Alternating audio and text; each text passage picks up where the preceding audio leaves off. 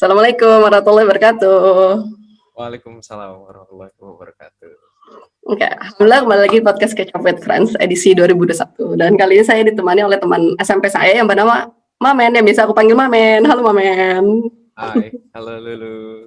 Apa kabar? Alhamdulillah baik. Mamen apa kabar? Baik, alhamdulillah. Alhamdulillah. Oke, pertama-tama terima kasih banyak atas waktunya sudah berkenan hadir di podcast saya Lulu. Sama-sama, makasih juga udah diundang sama Lulu. Iya. Singkat cerita, Mamen itu teman SMP aku dan kita kayaknya nggak pernah sekelas kan? Iya, kayaknya nggak pernah. Nggak pernah. Kamu 789 apa aja? 7 C, 8A, 9C. Oh, ya berarti kamu sekelas sama Lala lah ya, 9C. Iya benar. Oh iya. Iya. Sisanya siapa ya? Yes. Udah banyak lupa juga lu. Banget. Ya gitu beda banget. Aku 7E, 8B, 9E. Oh iya. Iya. Dan aku kayak tahu-tahuan Mamen ya pas kelas 8 sih. Karena sebelahan kan kelasnya. Dan kalau bukan karena grup itu juga kayaknya nggak ada yang kenal deh. Bisa jadi. Iya. Grup apa tuh? Boleh dikasih tahu nggak? Jangan, nanti aja. Nanti aja. Oh, nanti aja. Ada bagian apa? Bagian mengenang-menang SMP. Oke, siap. Sip, makasih banyak.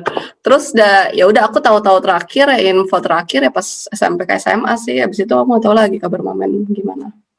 Iya, udah. Ya ini setelah 9 tahun. 9 tahun.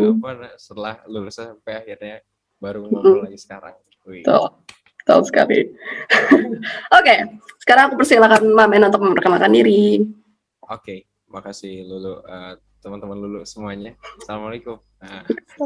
Perkenalkan nama saya Rahman Givar Syahyuda. Biasa dulu di SMP dipanggil Mamen, terus sampai sekarang juga masih Mamen sih dipanggilnya. Terus sekarang domisili tinggal masih di Depok, di Cilodong. Kegiatan rutinitas bekerja di salah satu NGO di Jakarta. Oke, sip. Terima kasih. Aku mau tarik mundur dari SD sih biasanya.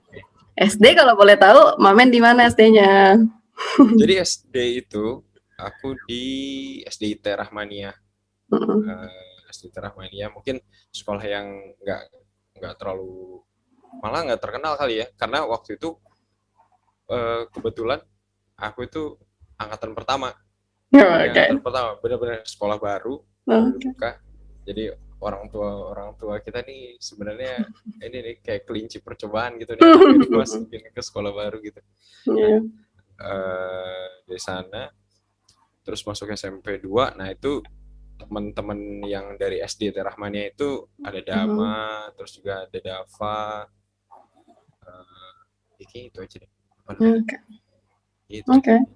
Terus kalau tahu kamu ini ujian ke SMP 2-nya tahu dari siapakah atau gimana? Jadi waktu itu ya sebenarnya kalau misalkan urusan sekolah-sekolah gitu, aku agak cuek gitu.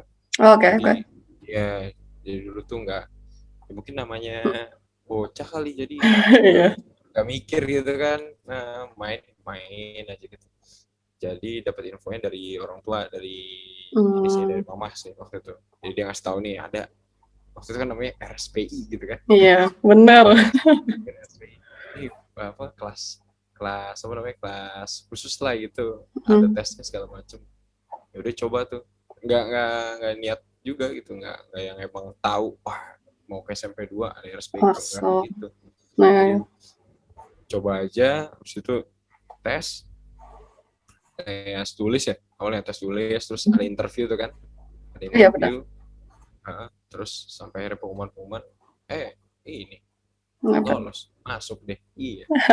Tapi yang apa namanya, yang apa ya, nggak tahu sih, ini unik mungkin ya gitu. Menurut aku nih, jadi waktu interview itu mungkin salah satu faktor yang bikin aku lulus terus masuk ke Bangor itu SMP 2 kan panggilannya Bangor. Gara-gara waktu pas interview aku tuh ini present penampilan ini sulap ngasih sulap. Serius. Jadi ke Bu dulu tuh yang interview Bu siapa yang guru bahasa Indonesia itu loh. Coba lupa namanya. Ya itulah. Iya.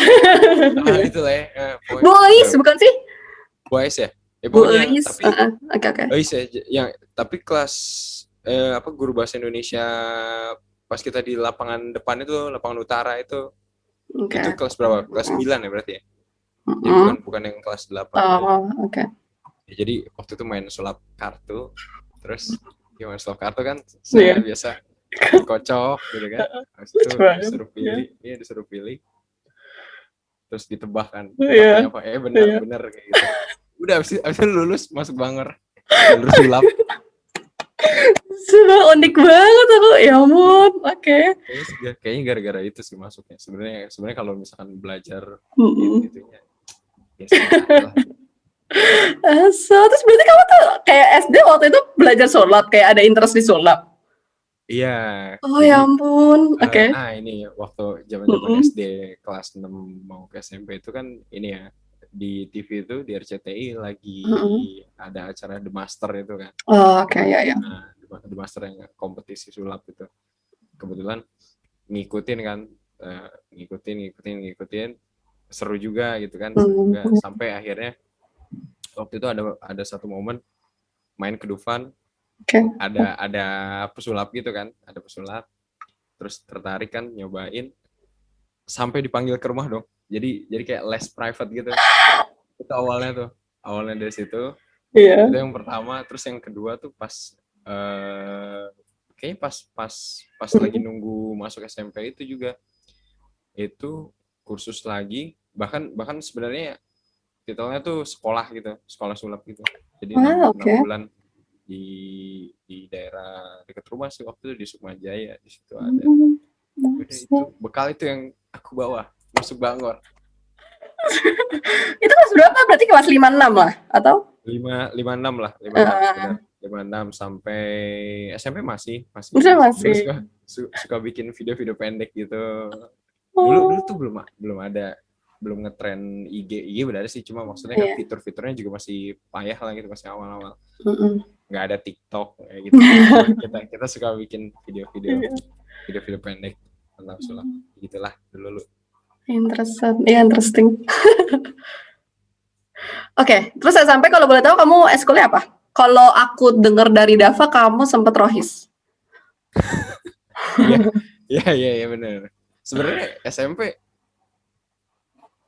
rohis doang sih. Rohis doang dari kelas 7 sampai kelas 9 tuh rohis aja udah. Oh ya ampun. Nggak ikut yang lain. Oke. Hebat. Nggak tahu juga sih. Sebenarnya dulu waktu SMP itu ternyata waktu masuk Bangor mungkin karena ini ya, karena kaget gitu. Dulu kan di SD 6 tahun gitu kan, sama teman-teman udah akrab banget, tiba-tiba harus lepas dan masuk SMP gitu, agak kaget, terus agak susah nemuin aktivitas yang cocok gitu, nggak terlalu pede gitu kan. Ya udah, nemu nyamannya di rohis aja udah, ya rohis aja, sampai akhirnya kelas 8 punya grup itu kan, itu baru kegiatan lain. Di situ juga pernah beatbox juga waktu itu kan. Iya pernah tahu. Iya, sama si siapa? Farhan Firza. Iya. Ya sama dia tuh. Dulu juga kalau nggak salah sulap sama dia deh, bareng dia di SMP tuh. Wow. Ya kalau yang ekskul cuma itu doang, nggak ikut yang lain. I see. Terus kalau boleh tahu SMA kamu di mana?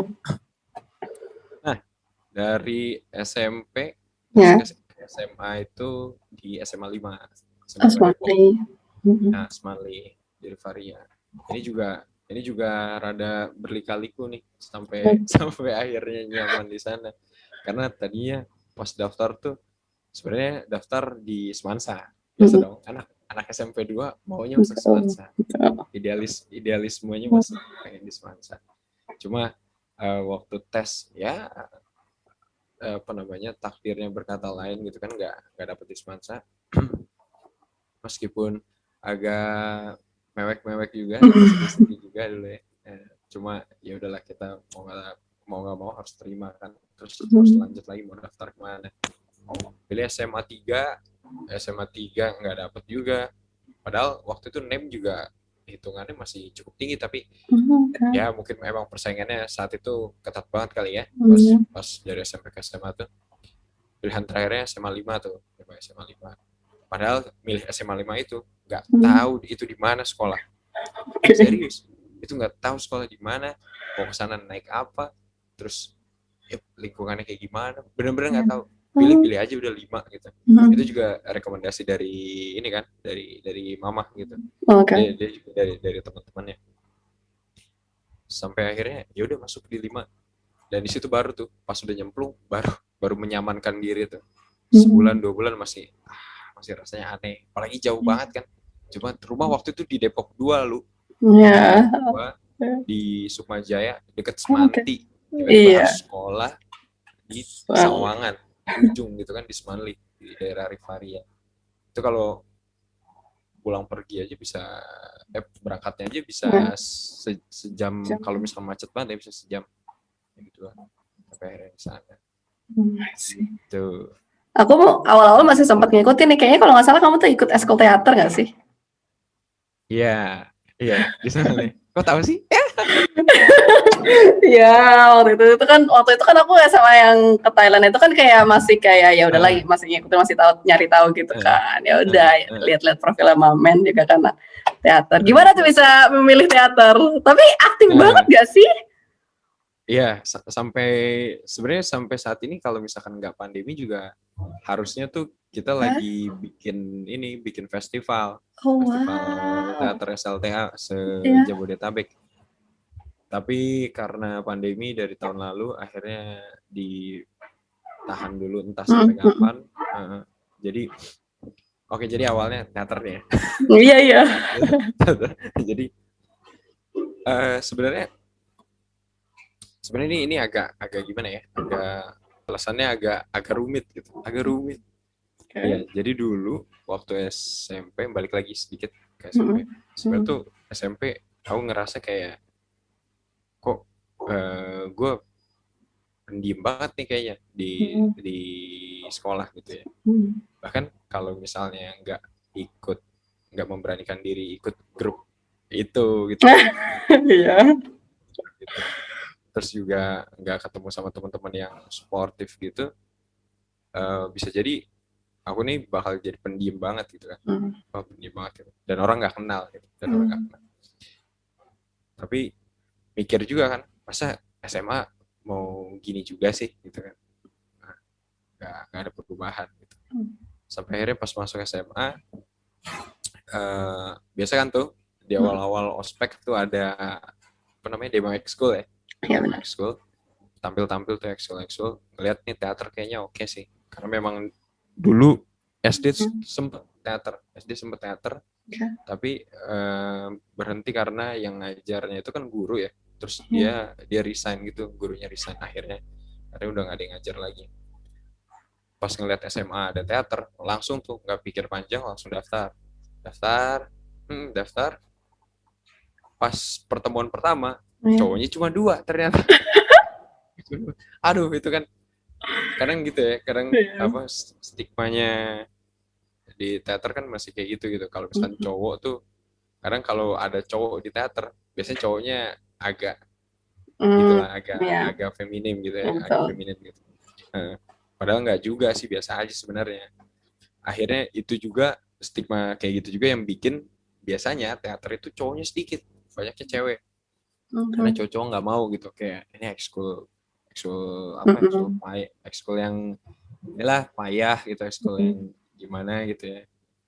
Cuma ternyata pas aku coba masuk ke teater, beda gitu. Di sini latihannya beda. Baru tahu di sana ada olah vokal, olah rasa, olah tubuh.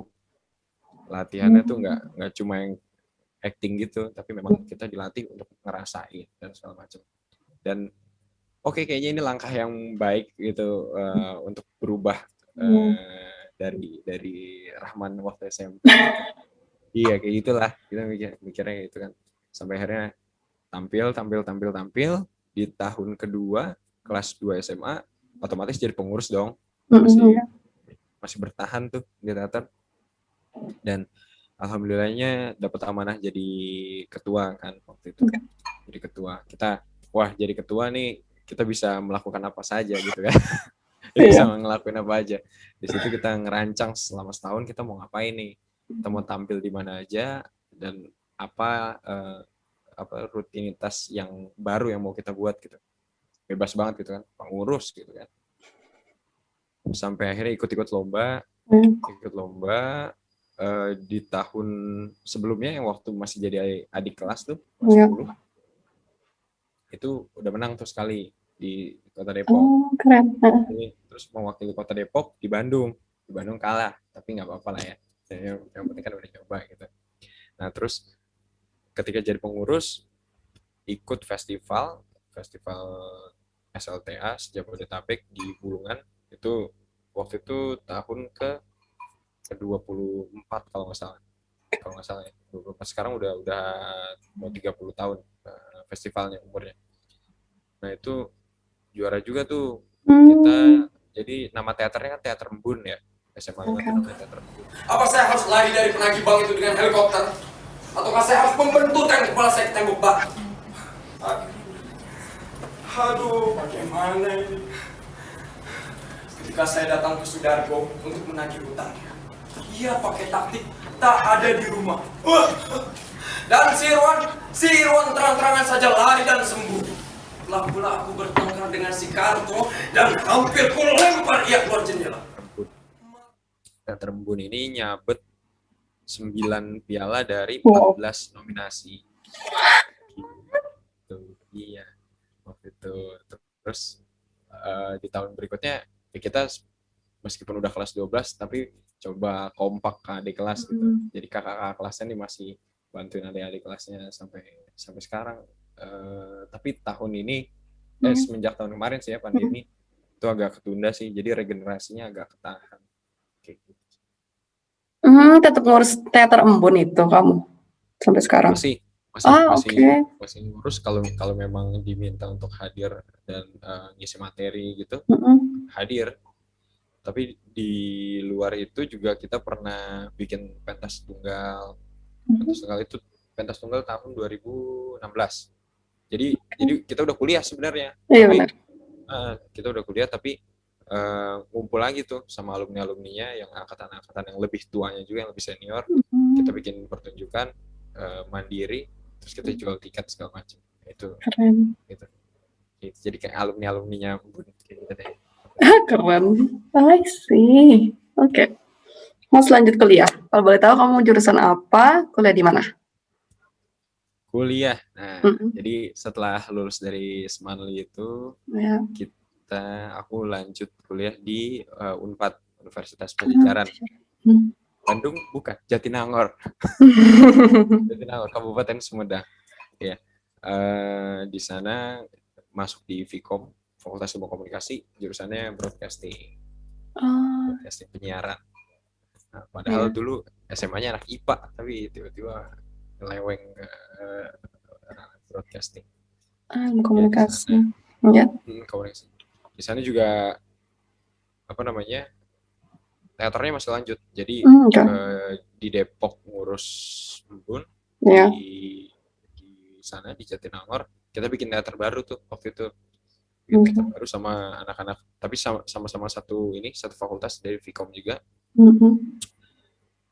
Ikut lomba juga sekampus, se-Unpad tuh.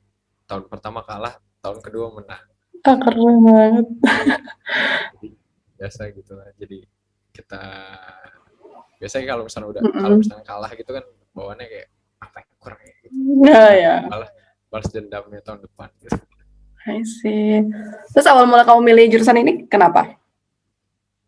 Nah, jadi awal mula pilih jurusannya ceritanya jauh banget sebenarnya. Kenapa? jauh banget. Jadi sebenarnya orang apa papa sih sebenarnya bokap nih kerja kan di TV, jadi Oke. TV dulu. Nah di salah satu stasiun TV, boleh disebut ya, boleh lah, boleh nggak ya? Boleh, boleh. RCTI dulu, di RCTI, di Oh, RCTI. oke. Iya, jadi itu dari tahun 90 90 95 90 96, tapi udah Oke. resign sih, udah resign. Jadi dari kecil itu kan, dari kecil udah sering lihat tuh, sering diantar kan, sering ikut ke kantor, ngelihat control room gimana, lihat produksi acara gimana, terus Ya. apa namanya, ngelihat kalau misalkan di TV itu susunan iklan kayak gimana ya, kayak gitu gitulah. Dan ketertarikannya muncul sebenarnya dari kecil, Oh ya. terus SMP, oke, lewat SMA, sampai SMA kan ada penjurusan nih, ada penjurusan kan IPA IPS. Sebenarnya kan harusnya ya kalau misalkan mau ke komunikasi di IPS gitu kan, masuknya ke IPS gitu kan. Cuma karena saya merasa mampu untuk masuk IPA gitu, jadi udahlah IPA aja gitu kan. Nanti kan toh kalau misalnya memang jodohnya di komunikasi bisa nyeleweng katanya kan gitu ya, kalau IPA Iya, bisa udah. ngambil IPS, kalau IPS belum bisa, belum tentu bisa ngambil IPA kan gitu ya. Jadi kita masuk IPA dulu gitu. Ternyata sebenarnya di SMA agak keteteran juga, karena sebenarnya keteterannya itu karena karena kesibukan. Jadi karena teater, tapi nggak mau nyalahin juga sih ya. Ya emang dari akunya aja gitu. Cuma intinya mungkin karena bisa dibilang agak terlalu memaksakan gitu ya. Ya agak memaksakan sampai akhirnya kayak gitu, harus terima konsekuensinya kan. Tapi setelah lulus SMA masih dapat kesempatan tuh ternyata buat masuk komunikasi kan. Ya udah kejar aja lagi. Pas tahu dapatnya broadcasting lagi. Ya udah, jadi wah ternyata ini yang dari dulu dipengenin kesampaian gitu. Gitu sih. Terus secara umum yang dipelajari di broadcasting apa?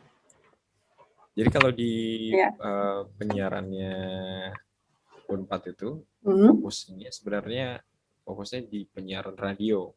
Karena jadi memang tujuannya itu untuk mencetak apa namanya tenaga-tenaga di radio lah gitu. Nanti entah dia announcer untuk yang di depan ya, di depan ada announcer, ada produser, atau mungkin di belakang dia ada music director, atau mungkin bahkan engineer-nya dan segala macam gitu. Tapi pada kenyataannya kan ternyata media nih berubahnya cepat banget gitu kan, dan luas sekali gitu kan. Jadi kalau untuk fokus di radio aja kayaknya agak udah mulai ketinggalan gitu kan, sampai akhirnya belajarnya jadi banyak juga. Jadi kita juga belajar apa namanya jurnalistiknya juga, belajar produksi program TV, belajar produksi talk show, bahkan talk show pun itu ada mata kuliahnya khusus gitu.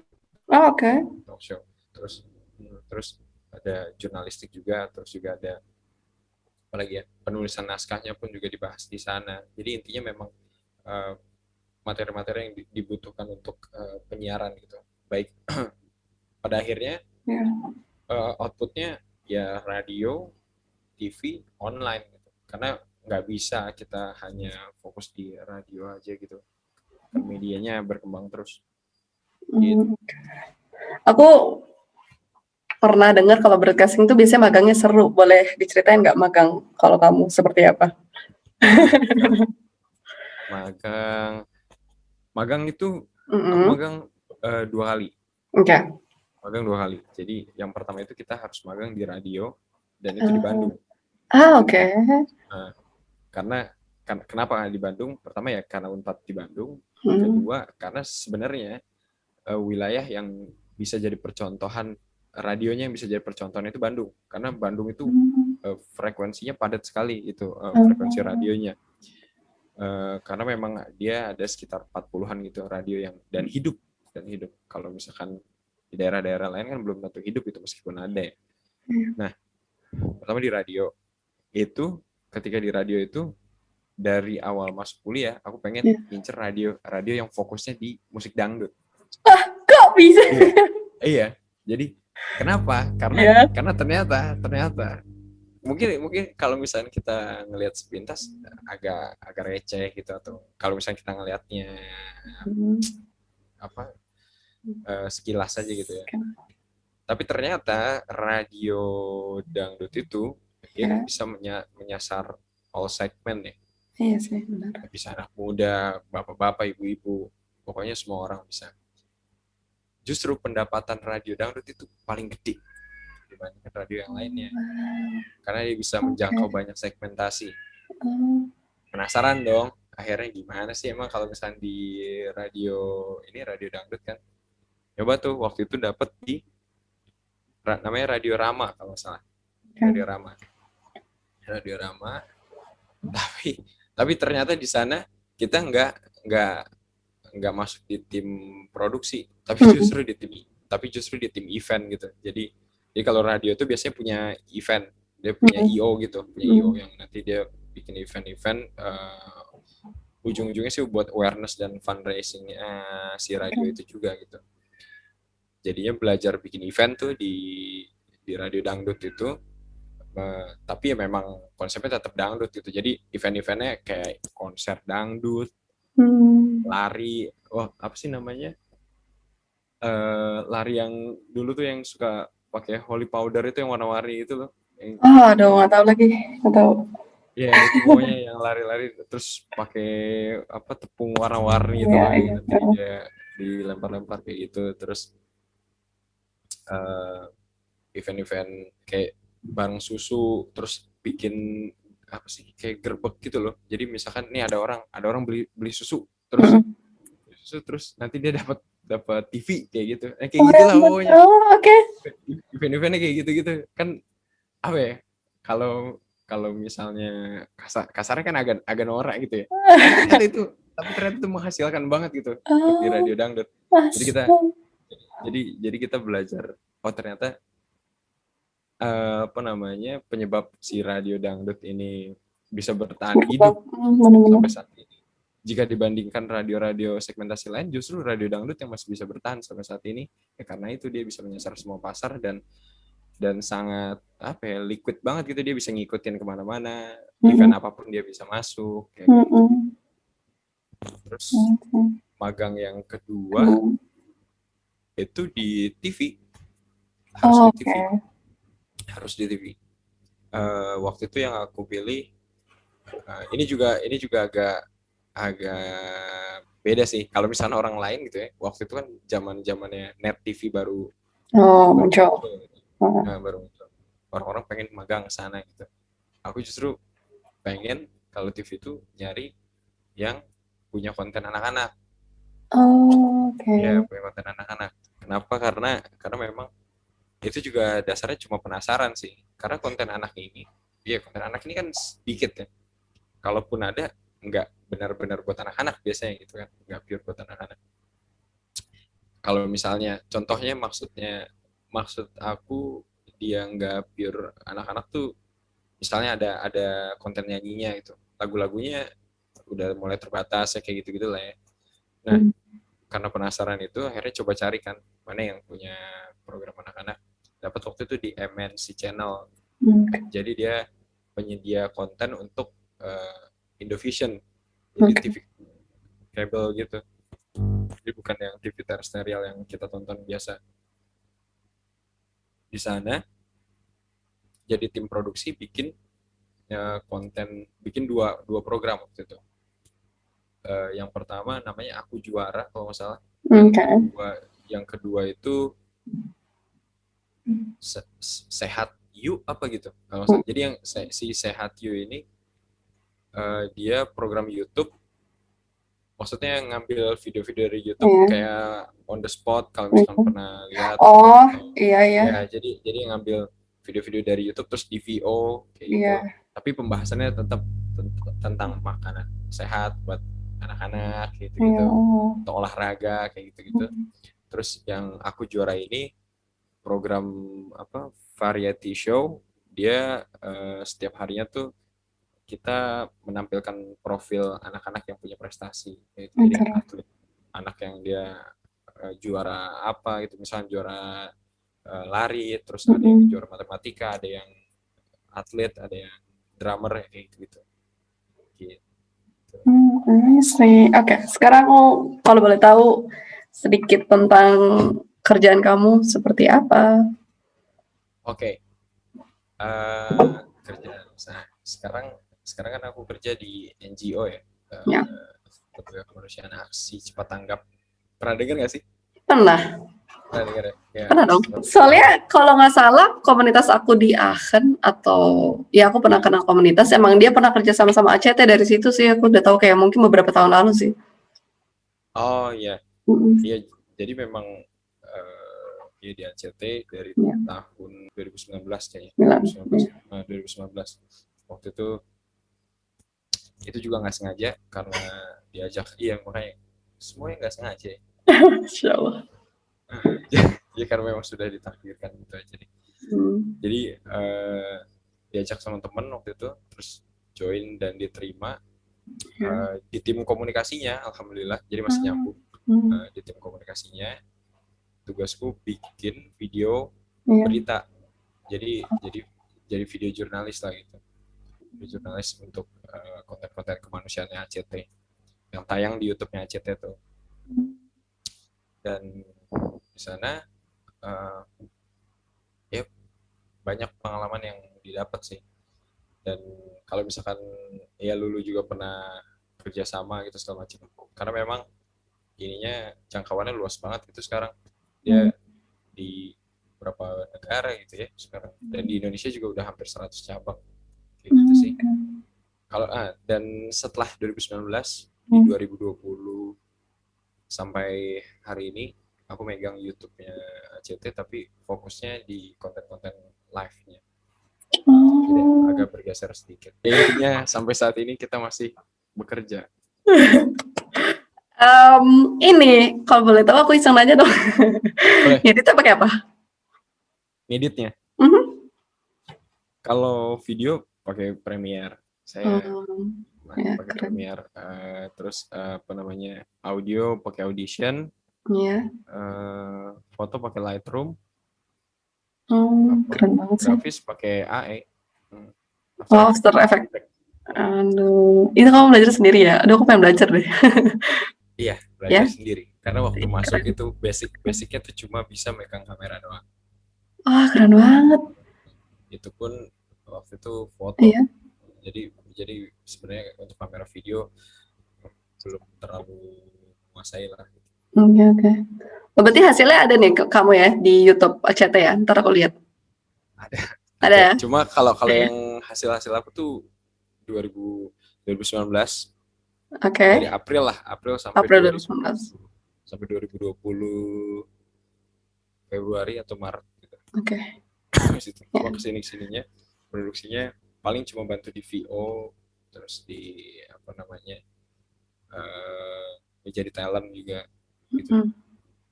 VO itu apa? Voice over talent, VO talent. Jadi pengisi suara untuk misalnya berita atau ada campaign. Itu juga tayang di IG-nya ACT, ada beberapa video. Sip. Kayak gitu. Jadi voice over, pengisi suara. Oke, aku baru tahu istilahnya, maaf ya. Terima kasih sudah kasih tahu. Sama-sama. Oke, sekarang aku mau flashback ya, sampai nih baru. Oke. Apa yang momen atau Rahman ingat dari Lulu Lala? Aduh. Kayaknya ya. Dari dulu aku bisa bedain mana Lulu mana Lala. Pertama itu. Kedua, yang jelas kalian berdua ini anak basket, yang aku tahu itu. Ketiga, kalau nggak salah sekolahnya dulu sama kayak si Yoga ya? Ya nggak sih? Enggak. Oh enggak ya? Salah berarti. Ya, aku nggak tahu banyak lu, karena kan dulu sangat cupu. Enggak, sangat cool di mata aku kan, di mata anak SMP. Iya. Cool tuh sebenarnya karena nggak bisa ngomong. Aso. Iya juga ya. Tapi kalau dari aku sih aku ingat emang kelas 8 kan ya, aku bener-bener baru kayak, oh ini ada Mamen. Aku manggilnya nggak apa-apa ya Mamen. Ya nggak apa-apa. Itu sih kelas 8 karena sebelah-sebelahan. Terus juga kalem sih yang aku lihat, kalem banget anaknya. Kalau Iya, kalau impression dari aku. bahkan mungkin nggak ada yang tahu kali. Iya sih, lumayan bersejarah banget itu sih yang waktu kamu ngedance itu. Iya. Jadi mungkin ini yang nonton video ini nggak ngerti lu. Maksudnya apa? Ada yang ngedance, bisa diceritain aja deh lu. Jadi kalau dari versiku, dari study tour itu waktu itu kayak tiap kelas atau cuma ke kelas yang ini aja sih yang mau ya, yang volunteer kayak nampilin sesuatu gitu kan. Salah satunya kelas kamu, kelas 8A gitu kan. Kita study tour kelas 2 SMP. Nah, salah satunya ada Mamen dan teman-temannya modern dance gitu. Sebelum ada opa-opa, ada Mamen dan kawan-kawan. Suju masih awal-awal banget tuh. Iya ya. Junior masih awal-awal. Aku nggak ikutin juga sih. Ada ininya nggak sih videonya di YouTube? Kata Azam ada. Aku pengen naruh di sini. Pengen naruh kayak klik di atas gitu kan. Oh iya. Kayaknya ada deh. Kayaknya. Judulnya apa? Nah itu nggak tahu. Yang upload siapa aja nggak tahu. Ntar kalau nemu aku pengen taruh.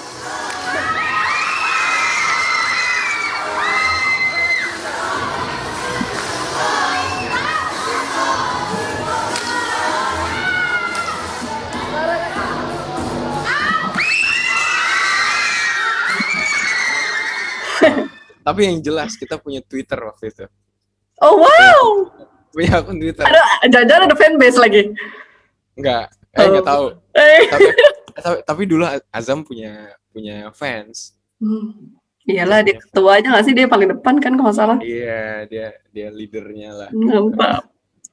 I see. Kamu punya juga kali, tapi nggak ini. Ya mungkin akunya nggak tahu tapi. Oh ya ampun, Twitter zaman Twitter kan ya dulu. Zaman Twitter, benar. Zaman Twitter. Namanya apa tuh? Saya _boys kalau nggak salah, si boys gitu. Oh, oke, si boys. Iya, tahu nggak tapi si boys itu apa? Enggak, apa tuh? Si boys itu 7-8A. Jadi 7 orang anak 8A. Oh, keren. 7. Oke, 7 tuh coba yang aku inget ya. Azam. Mamen. Ya. Zaid Fikri. Ya kan? Iya. Zaid Fikri. Siapa lagi nih? Waduh. Zaid Fikri. Kuro. Enggak deh, Kuro 8B. Oh, tapi dia ikutan. Tapi dia edisional. Jadi kalau misalkan ada member yang cedera, dia bisa masuk. Oh, 2 lagi siapa? Danu. Oh, ada Danu. Terus. Serius. Satu lagi siapa ya? Ayolah. Siapa ya? Kau ingat posisinya nggak? Ya maksud ya. Apa Dava ya? Dava pernah ya? Dava udah deh tadi aku bilang. Kayak aku tadi udah bilang deh. Coba ulang. Azam, Mamen, Dava, Kuro, Zaid, Danu. Iya kan? 6. Iya. Ya berarti masih kurang ya? Apa ya? Kurang. Farhan Persa enggak ya? Kayaknya enggak deh. Farhan enggak. Siapa lagi sih yang memungkinkan untuk nari gitu? Azam. Zaid Zaid itu udah atau 7 ya Zaid? Aku nggak tahu. Iya. Tadi aku taruh di sini gitu kan, listnya barangkali benar atau salah. Ya udah, oke, sip. Oh itu. Oh iya kayaknya iya tadi nggak kesebut Zaid, yang satunya nggak kesebut Dava ya. Iya. Kalau nggak salah itu juga udah lupa inget deh. Yang jelas tuh pokoknya Azam, Zaid, Fikri itu yang ini biangnya dulu. Pelopornya. I see. Dulu apa lagi ya tuh? Ya pokoknya aku taunya dulu nih aktif banget main basket gitu. Bukannya gimana ya, tapi memang karena bukan cuma kamu doang, banyak anak-anak yang aku juga nggak tahu sebenarnya. karena SMP ya seperti itu. Rohis waktu itu kamu sempat jadi ketua atau enggak? Enggak. Jadi Oh, oke. waktu itu megang divisi apa gitu, Kadif apa gitu. Oh, Lupa, oke. megang, tapi sempat megang itulah pokoknya. Oke. Udah lama banget ya, jadi banyak yang lupa ya. Iya, udah yang lupa. Ya, paham.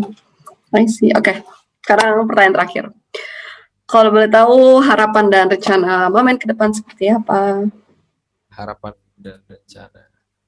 Kalau untuk kerjaan, sebenarnya aku pengen banget dari ACT ini implementasi program ke Somalia. Kenapa tuh? Sebenarnya sih pengen tahu aja kondisi di sana gimana, karena kan di sana konflik internal gitu kan, perang saudara. Dan kalau misalnya dengar orang-orang yang sana, teman-teman yang lain yang udah pernah ke sana, itu tuh menegangkan banget gitu. Dan ya pengen tahu aja rasanya seperti apa sih konflik di sana dan kondisinya seperti apa masyarakatnya. Dan mungkin bisa ya memperlihatkan kondisinya kepada orang-orang lewat YouTube di Indonesia ya maksudnya gitu. Kalau untuk kerjaan, kalau untuk kehidupan pribadi terlalu banyak yang dipengenin sih ya. Yang pengen banyak tapi nggak ada yang keluar nih. Banyak juga nggak ada yang keluar ya. Banyak banget lu. Ya pengen sehat lah ya minimal. Pengen sehat. Ya, amin. Pengen sekolah lagi, pengen ya banyak. Ya simpen buat kamu sendiri ya. Oke. Iya. Tapi kalau boleh tahu sedikit deh, nanti lanjut sekolah S2 tapi udah tahu bakal ngambil apa dan di mana? Belum ada. Okay. Belum ada rencana gimana. Karena sekarang masih fokus. Ternyata bekerja di lembaga kemanusiaan memakan waktu dan pasti sih pikiran juga ternyata. Tapi baru pengen aja. Kalau udah pengen kan nanti kedepannya kita tinggal cari-cari. Oke, Mamen, terima kasih banyak atas waktunya, atas update-annya. Sama. Makasih juga udah diundang. Nggak nyangka sih. Kenapa? 9 tahun tidak ketemu. Bukan nggak ketemu lagi, kita nggak pernah ngobrol. Iya, nggak pernah ngobrol juga, nggak pernah ketemu juga dong. Nggak pernah sapa-sapaan. Ya kalau ngeliat di sekolah iya dong. Iya. Oh maksudnya setelah lulus SMP. Setelah lulus SMP. Iya, nggak pernah. Tapi kayak pernah ngechat. Tapi itu juga kayak ngechat normatif gitu yang nanya apa tugas kayak gitu. Oh. Lu apa kelala ya? Nggak kelala lah, harusnya kan satu kelas 9C. Oh iya. Iya. Itu aja udah nggak iya. Ya makasih. Oh, makasih banyak Mamen. Ya semoga kita ke depan bisa terus stay in kontak. Ya amin. Amin. Saya siap sama healthy kamu di sana. Terima kasih. Sukses juga buat Lulu Lala, buat semua aktivitasnya. Kamu juga. Terima kasih banyak. Sehat terus. Hati-hati di pandemi, jahat banget ini. Iya. Apalagi kamu juga. Dan mohon maaf lahir batin dari Lulu Lala. Sama-sama. Oke, aku pamit. Assalamualaikum. Waalaikumsalam warahmatullahi wabarakatuh.